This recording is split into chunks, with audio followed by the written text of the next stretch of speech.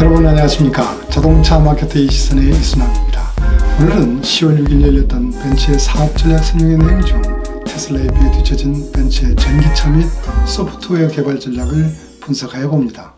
16년 파리 모터쇼에서 전임 디체 회장이 글로벌 자동차 업계들에게 충격의 메시지를 전한 이후 4년이 지난 지금 벤츠는 어떻게 변했을까요? 글로벌 자동차 시장이 17년부터 수축기로 접어들면서 벤츠도 예외 없이 어려움을 겪어왔습니다. 판매 감소와 이익이 하락하는 가운데 미래 기술 투자비 부담은 증가하면서 구조조정을 추진해왔습니다. 작년 11월에는 22년까지 10,000명을 감축한다는 계획을 발표했고 현재도 계속하여 진행 중입니다. 이러한 가운데 발생한 코로나 사태는 벤츠에게 더블 펀치가 되고 있습니다. 상반기 결산에서는 판매 감소와 함께 최종 적자를 기록했습니다. 이에 대응한 전략으로 미국 및 멕시코 공장에서 승용차 A클래스와 C클래스의 생산을 중단하면서 이익이 높은 SUV로 대체하였습니다.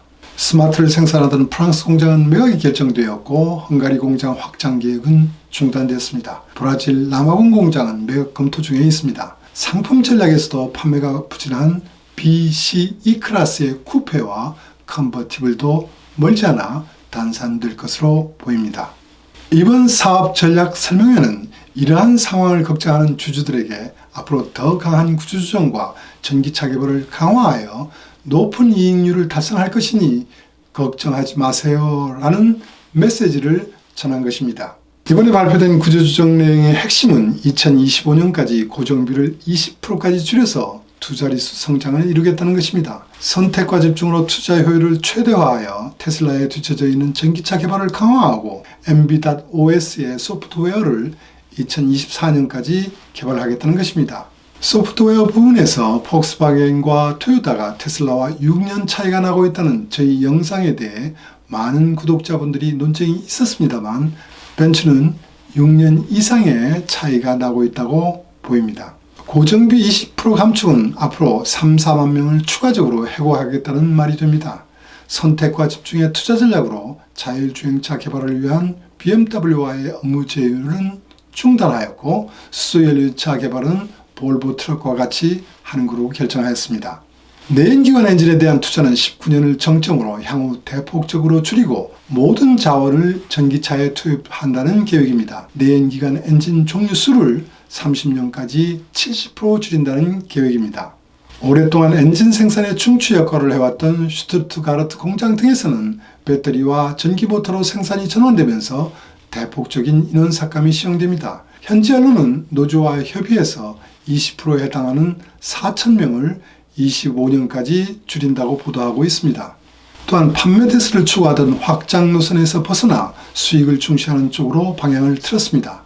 A클래스, B클래스는 브랜드 활성화에 도움은 되었지만 돈이 안 되어 앞으로 투자를 우선해야 하는 부분이 아니라고 발언했습니다. 앞으로 구조조정이 제대로 되지 못하면 이 차들도 단산이 될 것으로 보입니다. 그 대신 벤츠는 고수익을 창출할 수 있는 메이바하의 판매는 2배로 확대하고 AMG 및 G-서브 브랜드 차량 판매도 확대한다는 계획입니다. 벤츠의 미래 기술 비전에 대한 발표는 빨랐지만 테슬라를 이기기 위한 혁신적인 전기차 개발은 늦어왔다는 것이 저희 분석입니다. 16년 파리 모터쇼에서 발표된 EQC는 18년 양산되었지만 내연기관 플랫폼을 베이스로 개발되어 배터리 효율, 출력, 항속거리에 제약 요소가 많았습니다. 아우디가 이트론을 전용 플랫폼으로 개발하여 미국에 판매하는 데 반하여 벤츠는 미국에 전기차를 아직도 투입하지 못하고 있습니다. 벤츠는 전기차의 새로운 시대 대응보다는 환경규제 대응을 우선시하였다고 봅니다. 미국 환경규제는 아직 여유가 있지만 유럽은 매우 심각한 CO2 규제였기 때문에 플러그인 하이브리드로 대응한다는 우선순위를 정했다고 보입니다. 플러그인 하이브리드의 판매 비중이 커지다 보니 기존 플랫폼을 이용한 전기차 개발을 할 수밖에 없었다고 분석됩니다. 이 사이에 간판 차종 S클래스는 전기차 개발에 앞서 있던 테슬라 모델 S로부터 판매에 일격을 당하면서 당황했습니다. 올 1, 9월간 미국에서 판매는 코로나 등 여러 변수가 있었지만 17개 차종으로 벤츠는 23만 609대를 판매했지만 테슬라는 4개의 모델로 19만 6천 대를 판매했습니다. S클래스급에서 9,623대를 판매한 반면 테슬라의 모델 S의 판매 대수는 15,700대였습니다. 벤츠의 자존심이 무너지고 있는 소리가 들리지 않습니까? 벤츠는 어떻게 하여 이 어려운 상황에서 탈출하여 전기차 시대에 높은 수익을 창출할 수 있을까요? 전기차로 시프트하는 벤츠는 일렉트릭 퍼스트 전략으로 전기차 시대에 새로운 브랜드 전략을 수립하였습니다. 지금까지 BMW, 아우디, 렉서스와 같은 전통적인 프리미엄 포지션에서 벤틀리, 롤스로이스와 같은 럭셔리 브랜드가 되는 것이 기본 목표입니다.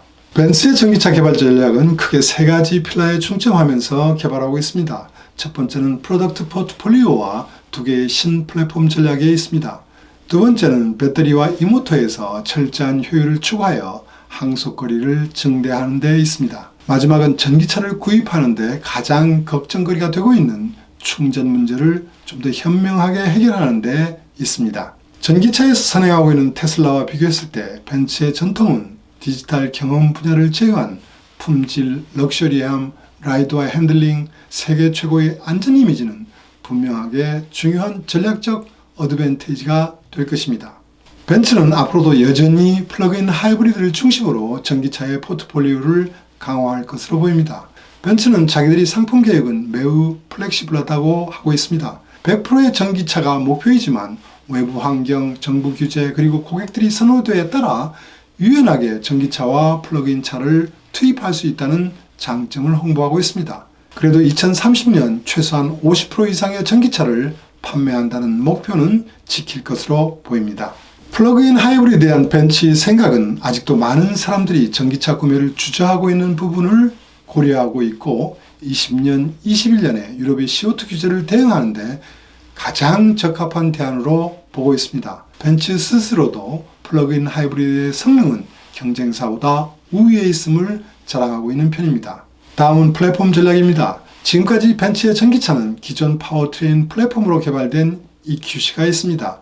계속하여 이 플랫폼을 활용한 EQA, EQB가 런칭될 예정입니다. 여기에 더하여 전기차 전용 플랫폼으로 하이엔드 럭셔리용으로 개발된 이바 플랫폼과 컴팩트와 미드사이즈 전기차를 개발하기 위한 MMA 플랫폼을 개발하였습니다. 이바 플랫폼은 일렉트릭 비클 아키텍처의 약으로 약 4년간에 걸쳐서 벤츠의 기술이 집약되었다고 합니다. 경쟁사에 비하여 개발 기간이 오래 걸렸고 현대 기아보다도 늦게 개발되었습니다. 늦은 만큼 그 성능이 뛰어나는지 기대가 됩니다. 이 플랫폼의 특징은 이 드라이브의 테크놀로지로 아주 정숙한 라이딩 실력은 물론 500kW의 고출력과 함께 WLTP로 700km 이상을 주행할 수 있습니다. 이 플랫폼을 이용한 첫 차는 2021년에 양산될 EQS입니다. 현재 파이널 테스트가 실시 중에 있습니다. EQE와 GLE와 유사한 EQE SUV 그리고 GLS와 유사한 EQS SUV가 이 플랫폼으로 개발될 예정입니다. 두 번째 플랫폼인 MMA는 컴팩트카와 미드사이즈 카용으로 개발된 플랫폼입니다. 상대적으로 낮은 가격대에서 수익을 창출하기 위하여 코스트를 차별화한 플랫폼으로 보입니다. MMA는 메르세데스 벤츠 모듈러 아키텍처의 약으로 매우 경쟁력 있는 이 드라이브의 코스트를 실현하면서 항속거리와 800V 하이파워 차징은 물론이고 럭셔리카에 걸맞는 소음과 벤츠차의 편안함 그리고 디지털 경험을 제공하는 플랫폼입니다. 그러나 이 플랫폼으로 개발되는 차는 2025년 이후에 나올 수 있다고 합니다. 신형 전기차 플랫폼으로 개발된 컴팩트와 미드사이즈의 벤츠 전기차를 타려면 2025년까지 기다려야 될 것 같습니다. 자, 그러면 벤츠의 각 서브 브랜드, 즉 퍼포먼스 럭셔리로 포지셔닝된 AMG, 소피스티케이티드한 메이바, 그리고 어드벤처러스 G의 전기차 계획은 어떠할 것 같습니까? 전기차로 안 갈 수가 없습니다. 스타일과 성능 그리고 사용 면에서 차별화를 추구하면서 벤츠의 전 서브 브랜드가 전기차를 개발한다는 계획입니다. 이런 모든 것을 고려하다 보니 플랫폼 개발이 오래 걸린 것으로 보입니다. 벤츠는 전기차의 효율 향상을 위하여 저항이 낮은 타이어, 드라이브 트레인의 효율 추구, 차량 전면과 표면의 공기 저항 저감, 중량 경량화에 집중하고 있습니다. 그 첫 번째는 벤츠가 직접 생산하고 있는 차세대 e드라이브의 효율 추구라고 발표했습니다. 세부적인 내용이 부족하여 테슬라와 비교는 어렵지만 인버터는 테슬라처럼 탄화 기술을 사용하여 코스트와 중량을 줄였습니다.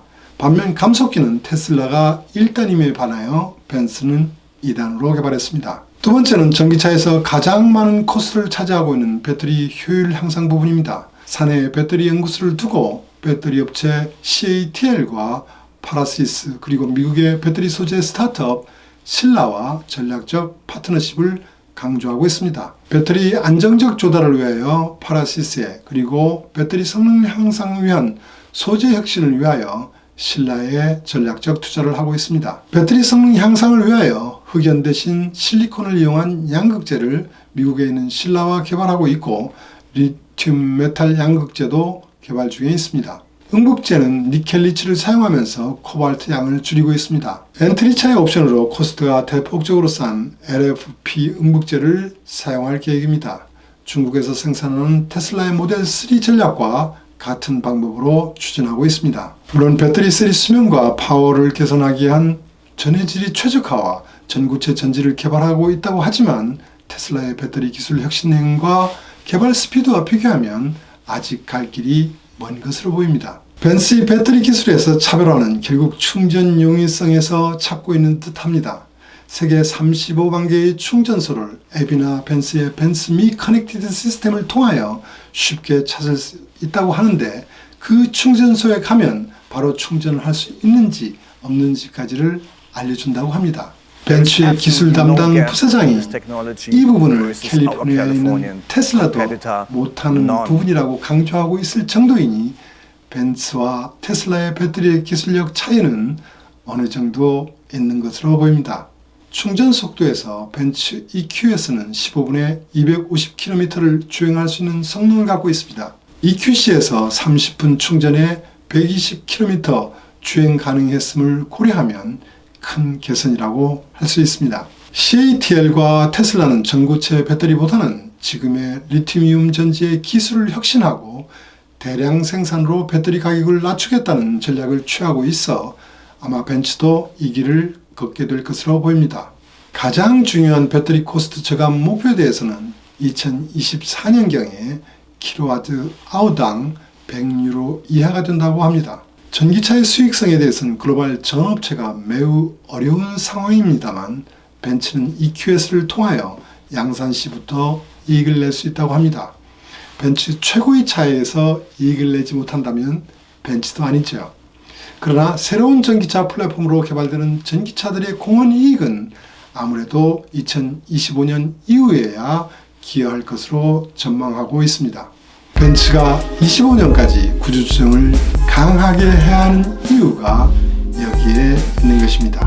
오늘은 여기까지입니다. 유익하셨다면 구독과 좋아요, 알림 부탁드립니다. 시청해 주셔서 감사합니다.